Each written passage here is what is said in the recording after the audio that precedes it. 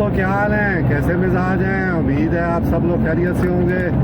आप सब दोस्तों को मसूद गोंदल का सलाम पहुंचे। दोस्तों, इस वक्त मैं ड्राइवर्स क्लब के कॉकपिट से आपसे बात कर रहा हूं और इस वक्त मैं M4 पर हूँ। अभी मैं वापस आ रहा हूँ 10 दिन के विंटर टूर के बाद। बहुत कामयाब विंटर टूर था हमारा। बेसिकली टूर तो 14-15 दिन का था, लेकिन फिर हमारे एक दोस्त हैं कराची से, उनको कोई सिचुएशन आ गई तो उन्होंने घर जाने का फैसला किया। साथ ही मेरे जेहन से निकला हुआ था मेरे बड़े बेटे की बर्थडे, तो मैंने उसको कल कॉल किया तो उसने कहा कि बर्थडे है। तो मैंने ये सोचा कि बेहतर है मैं भी वापस जाऊं और 2-4 दिन अपने बेटे के साथ गुजार के उसकी बर्थडे सेलिब्रेट करके फिर दोबारा से एक 4-5 दिन का सोलो टूर बनाऊं, क्विक टूर बनाऊंगा। तो इसलिए दोस्तों इस वक्त वापस घर जा रहा हूं। टूर बहुत कामयाब रहा हमारा। हमने विंटर कैंपिंग भी की इस टूर में और कई ऐसी जगहों पे गए जहां हम इससे पहले नहीं गए हुए थे। तो बेसिक मकसद जो था हमारा वो विंटर टूर हमने पिछले साल भी कोशिश की थी और कामयाबी से की थी। पिछले साल हमने बूनी में -4 में की थी कैंपिंग और शंदूर टॉप पे हमने -14, जबकि एक्चुअल फील जो है -26 था, उसमें भी हमने कैंपिंग की थी। और पिछले साल हम इतने तैयार नहीं थे, इस साल हम तैयार भी थे और हमने बड़ी कामयाबी से कैंपिंग की और इसमें हम कामयाब भी हुए। कुछ नए गैजेट्स हमने टेस्ट किए और बड़ा एंजॉय किया हमने वहाँ पे। वो आहिस्ता आहिस्ता आपके साथ पूरे वीलॉग्स में शेयर करूँगा वक्त के साथ साथ, तो आप देखेंगे किस तरह की एक्टिविटीज़ हमने कैंपिंग के दौरान की। कुछ नई ट्रैक्स भी हमने किए, कुछ नई जगह भी हमने देखी और बहुत इन्जॉय किया हमने ये पिछले 9-10 दिन और बहुत मज़ा आया हमें। ये आप देख लें पीछे, ये सारा कैंपिंग से रिलेटेड सामान है। हालांकि मैंने ड्रॉर सिस्टम भी बनाया है अपनी गाड़ी में, लेकिन इसके बावजूद सामान काफ़ी होता है। छत पे भी सामान है, रूफ टॉप टेंट है, इसके अलावा भी कुछ सामान है, गाड़ी में भी सामान है। इस दफ़ा 3-4 गैजेट्स थे हमारे पास टेस्ट करने वाले, जिनके बारे में आगे मैं आपको डिटेल बताता जाऊँगा। जो वक्त आएगा अभी हमने कौन कौन सा गैजेट्स कैसे कैसे टेस्ट किया। तो ओवरऑल ये बहुत कामयाब टूर था और बड़ा हमें मज़ा किया। पिछला टूर जो था हमारा पिछले साल वाला, उसमें हम विंटर टूरिज्म को प्रमोट करने की कोशिश कर रहे थे। इस साल हमने कोशिश की है कि विंटर के दौरान विंटर कैंपिंग को भी प्रमोट करने की कोशिश करें। और इजी तो नहीं है पाकिस्तान में, क्योंकि पाकिस्तान में विंटर कैंपिंग से रिलेटेड इक्विपमेंट अवेलेबल नहीं है, लेकिन अगर कोशिश की जाए तो अच्छी विंटर कैंपिंग भी हो सकती है। सैरो सपाटा जो है वो सिर्फ गर्मियों में नहीं करना चाहिए, सर्दियों में भी करना चाहिए और घूमना फिरना चाहिए। मेरे ख्याल में विंटर में ज़्यादा मज़ा आता है। तो दोस्तों, ये तो एक बात हो गई। एक और बात जो मैंने शिद्दत से इस टूर के दौरान महसूस की वो ये है कि जगह जगह हमारे शुमाली इलाका जहाज में नाके लगे हुए हैं। कहीं पे पुलिस का नाका है, कहीं पे फॉरेस्ट वालों का नाका है, कहीं पे उनका नाका है आर्मी वालों का, MP वालों का, और कहीं पे रेंजर्स का नाका है। तो ये बड़ा पेनफुल होता है बस काफ़ी जगहों पे। जगह जगह वो रोकते हैं और सिमिलर क्वेश्चन करते हैं। अब ये GB में जो मसलन हम स्कर्दूल के पास पहुंच गए हैं तो वो वहाँ भी एक ही क्वेश्चन कर रहा होता है जो हमें चिलास में फेस आया होता है। भाई अगर हम इतनी दूर आ गए हैं तो पीछे क्वेश्चन हो के ही आए हैं ना। लेकिन हर जगह एक ही तरह के क्वेश्चन, ID कार्ड दिखाएं, दे दिया, क्यों आए हैं, कहाँ जाएंगे, कहाँ से आ रहे हैं, क्यों आ रहे हैं, ये सामान क्या है आपके पास, ये छत पे क्या है आपके पास। तो इस तरह के क्वेश्चन अगर आप हर 100 किलोमीटर के बाद कोई ना कोई इदारा करेगा तो टूरिज्म तो पाकिस्तान में प्रमोट नहीं हो सकता। ये तो बहुत सिंपल सी बात। और बाकी फिर कोई डिटेल बुकलेट भी दस्तयाब नहीं है कहीं पे किसी टूरिस्ट मरकज़ पे कोई डिटेल बुक दस्तियाब नहीं है कि कौन से इलाके में आप जा सकते हैं, कौन से इलाके में आप नहीं जा सकते, कौन से इलाके में आप कहाँ तक जा सकते हैं, कौन से इलाके में आप कहाँ तक नहीं जा सकते। ये भी कोई सूरत हाल नहीं है। तो इस दफ़ा एक MP वाले ने मेरा कार्ड लिया और कार्ड लेके उसने मेरा एड्रेस चेक किया। तो मेरा, चूँकि मैं ओवरसीज़ पाकिस्तानी हूँ, मैं बाहर जॉब करता हूँ, तो नादरा में मेरा जो प्रेजेंट एड्रेस है वो लीबिया का है। तो उसने क्वेश्चन किया कि आप लीबिया के शहरी हैं। मैंने कहा यार आपके हाथ में जो कार्ड है ना, मैं इस मुल्क का शहरी हूँ। तो कहता नहीं, ये तो लीबिया का है। मुझे गुस्सा आ गया। मैंने कहा यार आपको इतनी भी ट्रेनिंग नहीं है कि आप ये चेक कर सकें कि कौन सा आदमी किस मुल्क का शहरी है। तो अपने अफसर को बुलाओ। वो अपने अफसर को बुला लाया, लेकिन साथ उसको भी सिखा पढ़ा लाया। अब वहाँ चेक पॉइंट पे मुझे 3-4 बंदों ने घेर लिया। बात तो उन्हें शाइस्तगी से की, लेकिन ये है कि वो सारे मुझे कन्विंस ये करने की कोशिश कर रहे थे कि मैं गलत हूँ।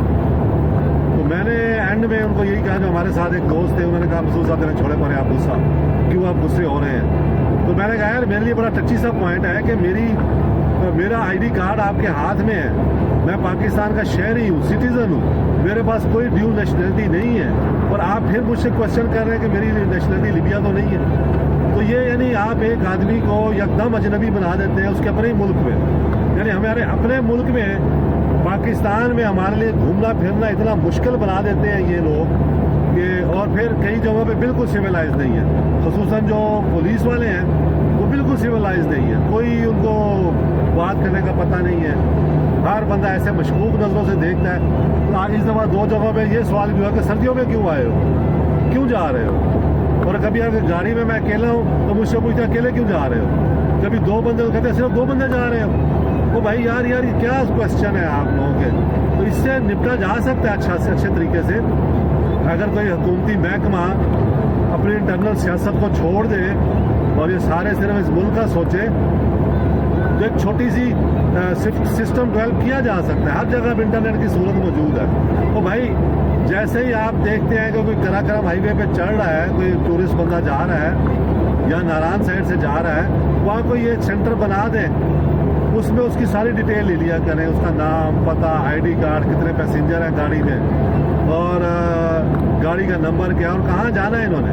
और उसके बाद उस पास की कोई मुद्दत हो, स्टिकर बना दे, गाड़ी के आगे स्टिकर लगा दें तो, और जहाँ आगे चेक पोस्ट है वहाँ स्कैनर लगे हो। ना आपको किसी को रोकने की ज़रूरत है, ना आपको किसी को पूछने की ज़रूरत है। तो इसकी कोई आप फीस भी रख लें 150 रुपया, आपको आमदनी भी शुरू हो जाएगी। आपने जो नफरी खड़ी की हुई है हज़ारों की तादाद में सड़कों पे, वो भी खड़ी नहीं होगी। सारा डिजिटल सिस्टम हो जाएगा भाई। ये पहले मोटरवे पे है कि जो गाड़ियाँ क्रॉस होती हैं, तो इस तरह का कोई सिस्टम बना लें, कोई इंतज़ाम कर लें, ताकि टूरिज़्म जो है उसको आप मकसद लोगों की हौसला शिकनी ना हो, वहाँ मकसद तरीके से लोग, बाइज़्ज़त तरीके से लोग जाएं और टूर करके वापस आ जाएं। ये क्या कि हर 100 किलोमीटर के बाद स्टॉप करें, भाग के आते हैं, स्टॉप करें, लाइटें मारते हैं, चेक करते हैं, सवाल करते हैं, सेम सवाल। अब भाई एक बंदा कराची से चला है और वो गिलगित पहुंच गया है, तो पीछे 500 जगह पे तो सवाल जवाब करके ही वो आया है ना, आराम से, वैसे तो नहीं आ गया वो वहाँ पे। तो ये मुझे कोई यानी हौसला शिकनी वाली बात है टूरिज़्म की। इस तरीके से मैं इंटरनेशनल ट्रैवलर हूँ, मैं पूरी दुनिया घूमा हूँ। मसलन मैं यूरोप पूरा मैंने देखा हुआ है, मिडल ईस्ट के बहुत सारे ममालिक देखे हुए हैं, अमेरिका देखा हुआ है, लातीनी अमेरिका देखा हुआ है। आप यकीन करें, जब कहीं पे एंटर हो जाते हैं, सिर्फ पासपोर्ट हमारा चेक होता है एयरपोर्ट पे, उस पर स्टैंप लग गई, उस मुल्क में कहीं और दोबारा चेक नहीं होगा हमारा पासपोर्ट, जब तक कि हम किसी जुर्म में मुलव्वस नहीं होंगे या मशकूक नहीं होंगे अपनी एक्टिविटीज़ की वजह से। तो यहाँ हम अपने ही मुल्क में, यहाँ मसलन खामोश वाटरफॉल है खरबंग वैली में, वहाँ एक बोर्ड लगा हुआ है कि इससे आगे टूरिस्ट का जाना मना है, और जो वहाँ बंदे कोई नहीं है, और वहाँ एक वो लगा हुआ है, बैरियर लगा हुआ है जो कि खुला हुआ है। अब मैं उससे आगे जाना चाह रहा था, लेकिन वहाँ कोई बंदा ही नहीं था जो ये बताता कि भाई आप इससे आगे जा सकते हैं या नहीं जा सकते, बैरियर खुला हुआ है। और आगे 20, 25, 30 किलोमीटर के बाद जो है वो कारगिल के गाँव आते हैं। मेरी भी ख्वाहिश है कि मैं जाके देखूँ हमारा बॉर्डर कैसा है, लेकिन मैंने वहाँ बोर्ड देखा तो मैंने एक जिम्मेदारी शहरी के नाते मैंने फैसला किया यार कि बोर्ड, मैं पढ़ा लिखा हूँ, बोर्ड 2 ज़बानों में मैंने पढ़ लिया है, उर्दू में भी इंग्लिश में भी, तो मुझे यहाँ यहाँ से वापस हो जाना चाहिए।